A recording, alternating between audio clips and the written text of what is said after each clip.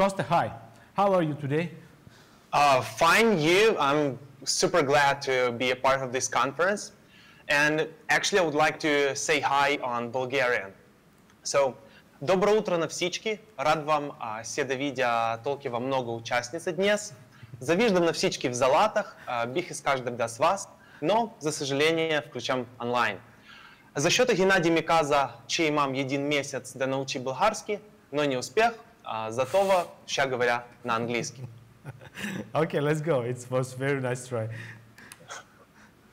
So I will start my sharing my screen. Yep. By the way, I'm reading the online chat, so whenever you want to ask a question at the end, I will be happy to answer them. So, I'm Kosta Bankovski, growth hacker at Netpeak Software. We develop tools for SEO specialists and webmasters that are frequently used during site audits. After more than 10,000 conversations with specialists all over the globe, we have found one popular question that I want to answer today. How to implement the process of comprehensive data aggregation and analysis. So, this is the short plan of my speech. I want to answer all these questions. It will be 4 parts where I will step-by-step guide you and help to build a solid process of site audit in your company, or just for yourself if you're a freelancer. As we all know, SEO stands on 3 aspects. It's technical, content, and links. Page ranks higher if all 3 sites are well optimized. To perform a solid audit, we need to take a deep look on them. If we miss at least one of these whales, our conclusions may be wrong. Let's try to find out how to build an audit that really gives profit for both you and your clients. In optimization process, priorities play a huge role. To set the right ones, you need to see the whole iceberg of the data about your website. Otherwise, you will spend time and a lot of money getting less results than you could achieve. And it's the most critical problem for websites with some history, where any change can break something. For example, you want to optimize an old article with traffic. Maybe you want to add some keywords or enrich content, so make your content more fresh. You need to analyze current rank keywords of this page, not to lose their positions. It means that each simple decision for this website should be approved with the question, how likely will it hurt previous rankings? Let me give you some examples. Usually SEOs found information that too many filters can confuse search engine and hurt rankings. The only decision listed in the article is no indexing pages with 2 or more filters applied. But the only right action is to check traffic first, and only after that make any further decisions. And another example, usually people look for backlinks pointing to the listings, but it's a rare action to place a link pointing to the product pages. Again, it should be backed up with the data. If you have a product page, or maybe an article if you're working with news websites, which ranks well for good performative keywords, give it a little thrust with a backlink. It may affect your rankings much better than just another backlink to listing that has less chances to reach top 10 of result page. So what do we need to consider if we want to name our audit really comprehensive? It's obvious that if we have more data, our conclusions and analysis will be more accurate. So we need as much data as we can find for each page by each group of factors. Just a small note. I do not want to say that you must collect all of them, but you have to find the necessary ones from each group that will be important for your current project. For example, if you're working with news websites, so you're mostly working with articles, reviews, newsletters, and so on, commercial factors will be not so important for you. But if you work with development company that builds buildings or houses or sell apartments, flats, and so on, it will be one of the most important factors that you should take into account. And logic question, where can we get this data? Technical parameters can be exported from crawlers. Data about backlinks can be exported from Ahrefs, Serpstat, Majestic. It's crucial to get the data about traffic from Google Analytics and data about impressions and clicks from Google Search Console, by keywords, of course. If you already have a semantic core, it's awesome. Import it to the report. If you track the positions, keywords volume, awesome. Or if not, if you're working with the website on pre-sale stage or you have limited timelines, Ahrefs, Serpstat, and AccuRanker will help you to get the data about positions and visibility. And of course, you can pull additional data to this report. It can be server log files to better understand the activity of search engine robots. It can be different APIs or maybe CRM data from CRM systems. Why? Because if you want to get more accurate data about conversions, sometimes Google Analytics doesn't have as much data as CRM has because of ad blockers. And also you can add some custom data about your website or competitors one to enrich the whole audit at the end. I understand that you guys usually do pretty much the same. You have reports from 10 different services.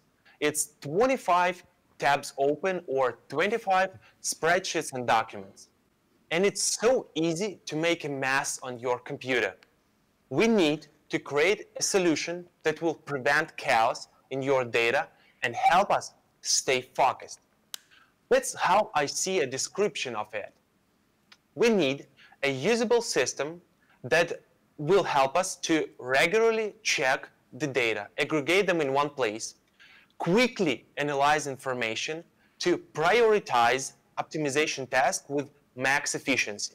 And of course, no chaos, please. So, let's go up. At the first sight, it may look like an impossible task, but I have found the solution on the surface. It satisfies all the needs if the process that we will build is well described. And the solution is quite simple, as I told you. It's Google Spreadsheets, where we import all the data on different sheets and then consolidate it with different formulas. I want to make a small note. It works well while you have less than 30,000 pages website.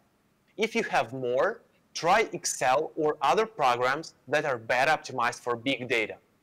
Anyway, even if the tool is not perfect for you, the principles that I want to tell you are the same for any size and kind of project.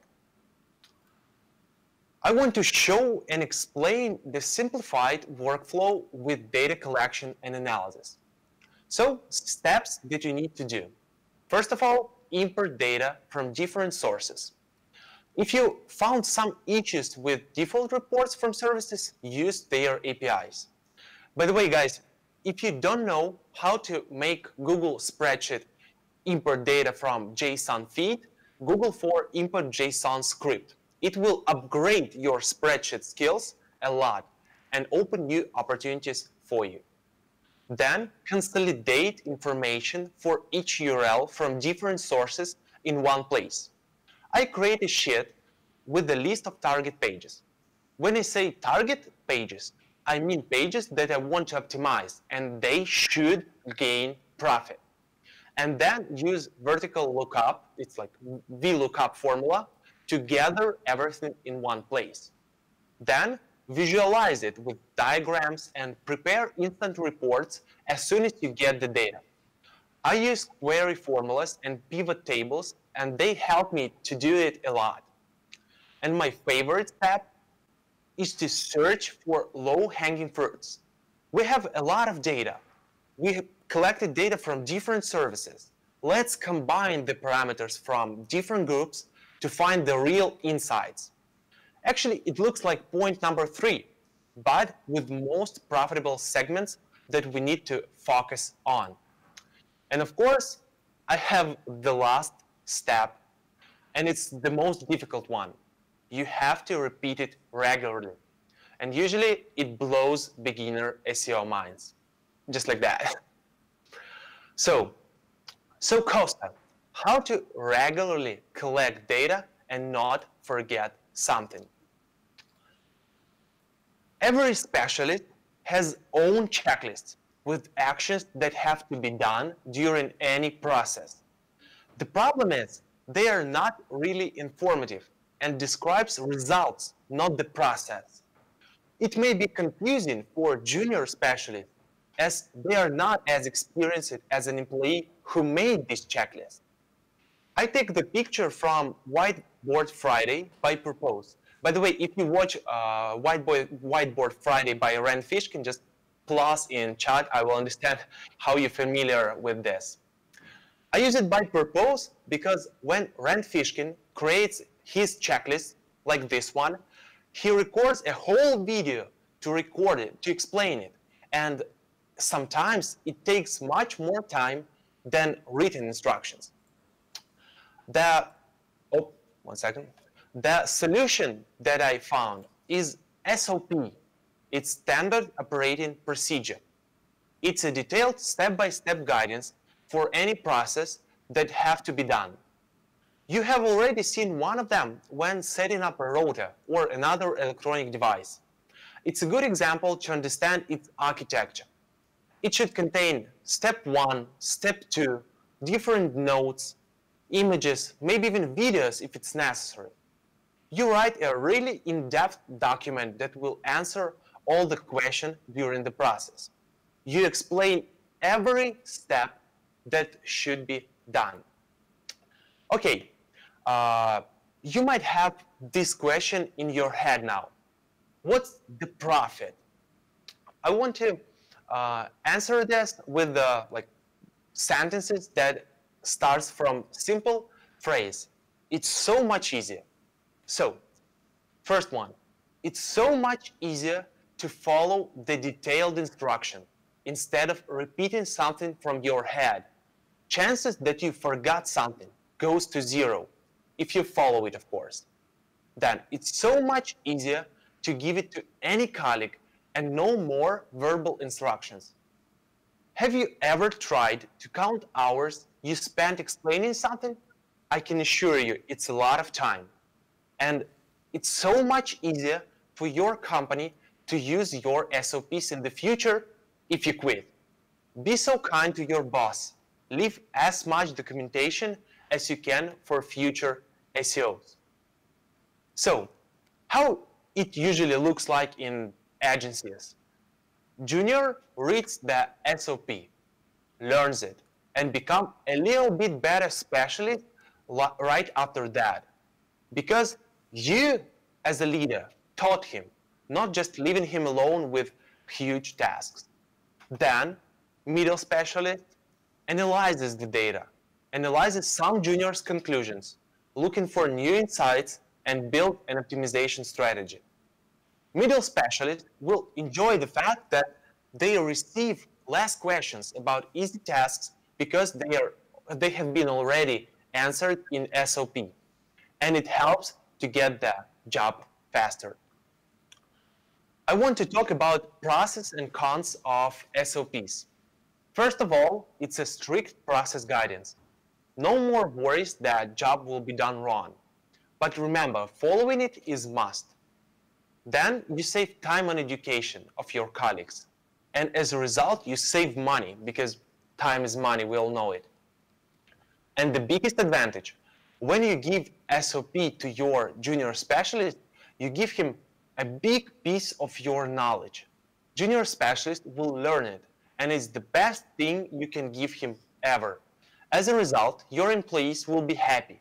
They will do their job right and fast, and you as a team leader or head of department will be happy too. But as always, anything on our planet has another side, unfortunately. So we have two disadvantages. It really takes time to write the detailed guidances. My own experience, I've spent 5 working days writing guidance how to collect the data from different sources, and then building a working template for SEO audit. By the way, it's already available in Russian. So if Russian works for you, text me on Facebook and I will send it to you. And as soon as I have translated version to English, I will publish it on our blog and also on my social networks. So right after presentation, don't hesitate and follow me on Facebook and maybe create an account on our website to follow our blog. I have links in the end of my presentation to get this SOP and not spending your time writing it, because I have already done this and I'm happy to share it with you. Okay, Kosta, are you ready to share, actually to show it after you end with your slides? We will have 5 to 10 minutes to see it. Would be great. Well, you mean, am I ready to show the SOP? Yeah. Yep, sure, but it's in Russian, so okay, if works perfect for us, so don't oh, worry. Yep, it's fine. I will, if you don't mind, I will just send a link to the chat, so everybody. Yeah, would be perfect. Yeah, 1 second, just. Actually, I like to share this SOP because like 200 people already used it, and they told me like, oh my God, you saved me so much time, so lot of things. Absolutely. So I've sent the link to the group chat. You can open the document, save it to your Google Drive, and use it right now. So I think I have already saved a lot of your time. And also, if Russian is fine for you, I will also share an SEO audit template. It has even more views. It's like almost 700 of views. Great. So just copy it and you're welcome. I hope it will help you to build your process. So, and the second disadvantage I want to talk about is time spending on keeping it up to date. But I have found a little solution for this problem. Anytime I need to update SOP, I take the best junior specialist who knows my guidance better than everybody else. And I just ask him to update certain part of it. I taught him once and then asked to be responsible for this document. So let's talk about the most interesting part of my presentation. How to quickly find hidden insights and low-hanging fruits using my method. As soon as you have enough data, combine parameters to find correlations. Always take into account data about traffic. It's the best parameter you can find ever. Look for pages that has impressions even on second page of SERPs. I mean, look for keywords and pages from search analytics reports that have impressions and their average position is more than 10. It means that they may be better for user search intent, and you need to give them a little bit more attention to get that 80% of results. The main point that I want to promote today is make right decisions based on as much data as you can find. Do not limit audits with crawler data, backlinks from Ahrefs, and some not backed up with data forecasts. Find real low-hanging fruits for your clients. Show them the real actions, how you will fix the problems, how you will get the 80% of results. Or if you work with own projects, achieve these highest results with less effort. And at the end, I want to briefly run through my speech to repeat answers on my questions. To minimize time losses and maximize accuracy of your conclusions, write detailed guidances, write these SOPs. Your junior specialists will learn SEO processes. They will understand how it works. They will understand what they are doing right now, and not just clicking the buttons and, like doing some monkey job. Then it will help your middle specialist save the time on easy tasks and focus on optimization strategy. Then do it regularly. I understand that it might be kind of difficult, but really, priorities will change faster than you think. And if you're working with websites under 30,000 pages, try Google Spreadsheet to build processes around them. It's an awesome tool that will help you to save your money at the first because it's free, and to save your time. It's an awesome tool, and I always promote it for this. So, благодаря на всички за вниманието. За мен беше удоволствие да споделя знанията си с вас. Очаквам вашите въпроси. I will stop the screen sharing now and start answering the questions. Okay, Kosta, thank you very much for your slides. And we, all of 260 participants, want to see your magic SOP. If you are ready to share it now. Have you seen it in chat? I have sent some links. Which chat do you use? Online chat. On Hangout, no, we do not see it. Can you please send me on Telegram? I will share it now. Yeah, with great pleasure. In the group. And if you can share your desktop after that, would be great. So you can actually show the interface in Google Spreadsheet, and actually to make type of short descriptions of this spreadsheet and how do you use it. Yep, of course. I will start sharing screen right now and open the document. It's two links. Yes, it's two links pointing to first to SOP, how to collect the data, and the second one is how is the SEO template that you will use to analyze the website. Okay, and before we switch to your screen, we have one question from Plamen. Can you give practical examples of low-hanging fruit tasks? Sure. By the way, if you open the document, you will see as I remember, 6 of them. Yep, you should see the document right now. Yeah, I see the audit file. Yes, it's one of the sheets. As soon as it will load, because it's quite a big document, I will open the special sheet here that will answer this question. So first of all, one of low-hanging fruits. It's the pages that have almost top 10 position and a lot of impressions, just like I told during the presentation. It means that we need to optimize them a little bit to, to get the top 10. We have already impressions there, so let's just work with them. Okay, you might see the document good now, right? Yeah.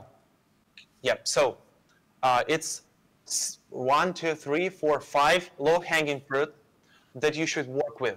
Let me explain each of them right now. How do you select them?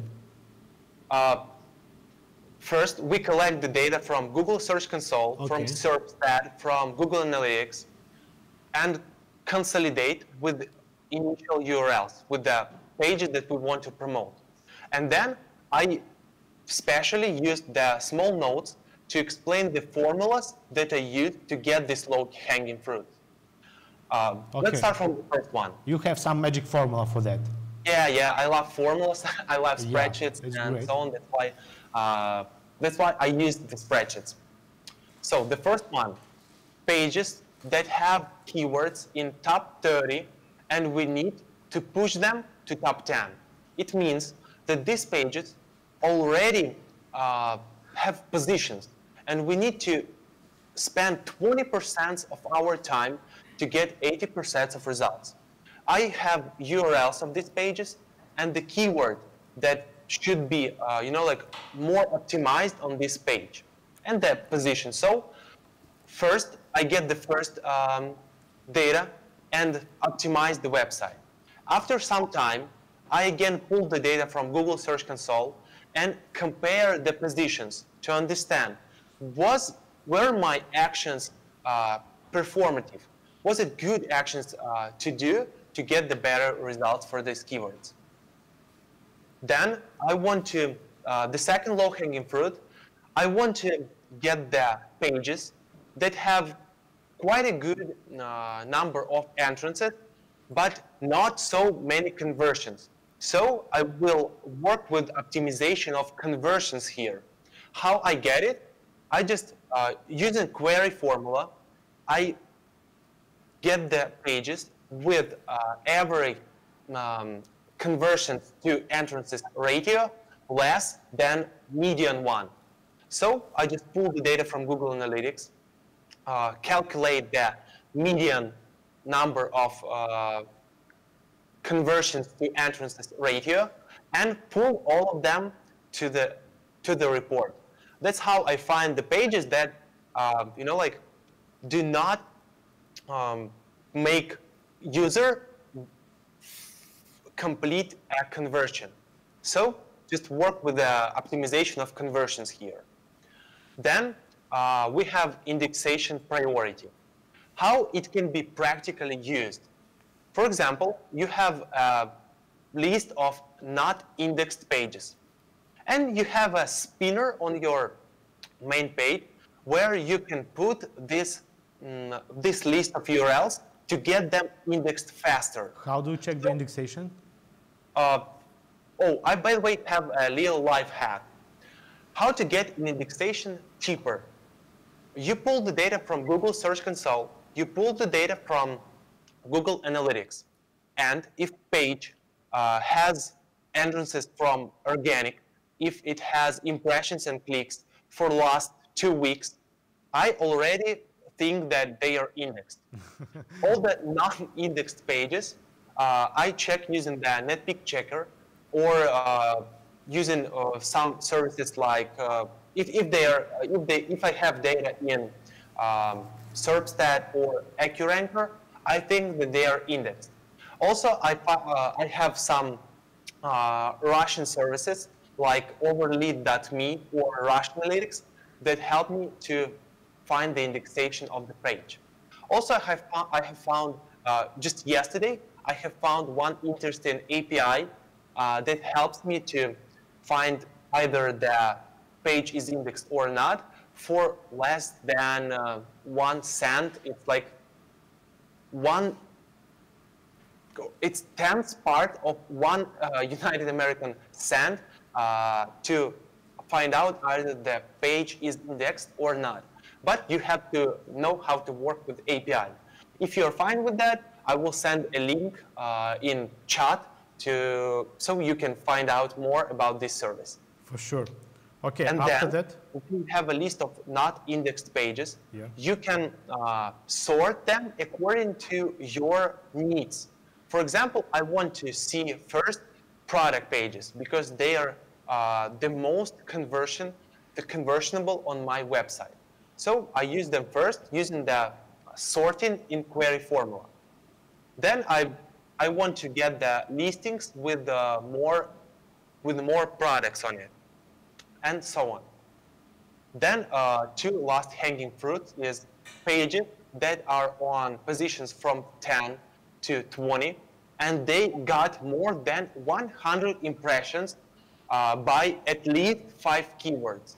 It means that these pages are well for search or for user search intent, and people goes to the second pages. So we need to optimize them a little bit more to get a lot of traffic, to get at least 500 impressions by 5 keywords. It means 500 impressions for the optimized keywords. So it's a good low-hanging fruit that I want to focus at first. And then, after I have found the pages, low-hanging pages, I want to find low-hanging keywords. I mean, it's a high-volume keywords that are ranked on positions from 20 to 10.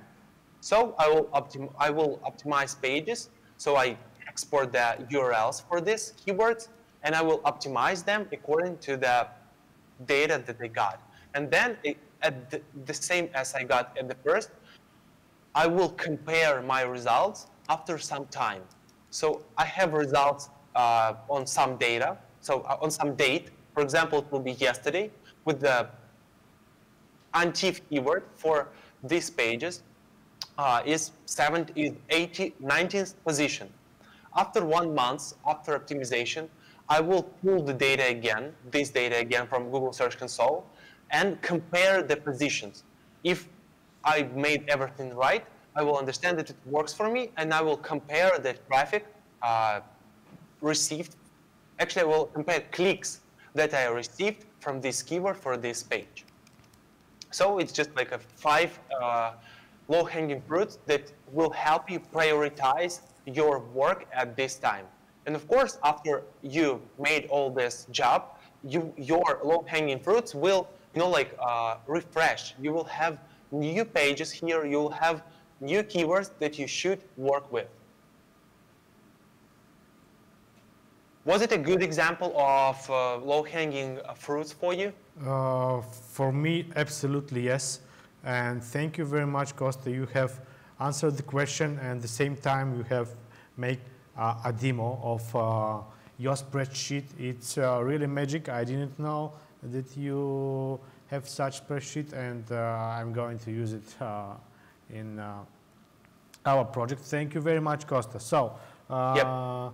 we do not have additional question, and we do not have any time. So Kosta, I have shared your Facebook account in our top chat in YouTube and Yep. Netpeak Software blog. So you should expect a lot of invitation for friendship in Facebook. Thanks a lot. Again, thank you very much for your presentation and for your really new for me technique how to do really in-depth analysis and how to collect all this data in our SEO routine. Yeah, thanks. Thank you for inviting me. Just a small note for everybody who will want to implement this spreadsheet in your processes, who will want to use my SOP. I always open to your questions. You can ask them in my Facebook page. And just a small remark that when I have shown this spreadsheet to test it in like small SEO community of head of SEO departments in Ukraine and Russia, they were like surprised that, oh my God, you saved so much time for me. It's so super useful, and some agencies really use it for their pre-sale stages. So they have already found the process how to sell a good audit for some money, or how to attract customers with this awesome pre-sale. Because in this spreadsheet, you will find not only the low-hanging fruits, you will also find their diagrams. So if you open it, it will be a diagram tab, and it consists of a lot of useful diagrams that you can show to your customers on the pre-sale stage. And your task as an agency, to explain their problems, to help them understand what are you doing right now, because business usually do not understand what all these things mean. You have to explain them with easy words, with diagrams, with pie charts. What do you want to optimize? How you will help them to achieve business results, not only traffic and conversions. Yeah, I absolutely agree with you. And the last question from me. Are you going to translate this SOP on English? Yeah, absolutely. I will translate this SOP in English. I will translate that spreadsheet in English. And also, I have some more already made SOPs. They are connected with Data Studio. So if you want to visualize all this data using Data Studio, you can wait for my SOP. I will translate it in English and share it in my social networks and also on our blog. So happy to invite you. I'm open to your connections. Thanks a lot for this conference. I will hang in chat a little bit to catch some maybe questions or something like that. Thanks a lot. I will pass my word to you. It was a great pleasure for me. Bye-bye, guys. Waiting for your updates. Thank you very much, and greetings from Bulgaria. Thank you, Kosta. Greetings from Ukraine. Bye-bye, man. Bye.